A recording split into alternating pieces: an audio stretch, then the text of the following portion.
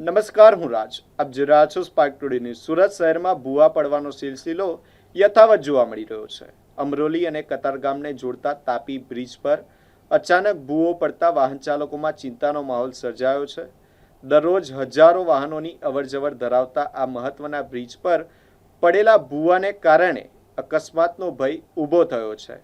ઘટનાની જાણ થતાં પાલિકા તંત્ર દ્વારા સ્થળ પર બેરિકેડ મૂકી તાત્કાલિક આડસ કરવામાં આવી છે. જોકે માત્ર બેરિકેડથી કામ ચલાવવાના કારણે વાહન ચાલકો ભયના માહોલમાં મુસાફરી કરવા મજબૂર બન્યા છે. સ્થાનિકોમાં પ્રશ્ન ઉઠી રહ્યો છે કે જો આ ભૂવાના કારણે કોઈ ગંભીર અકસ્માત સર્જાય તો તેની જવાબદારી કોણ લેશે?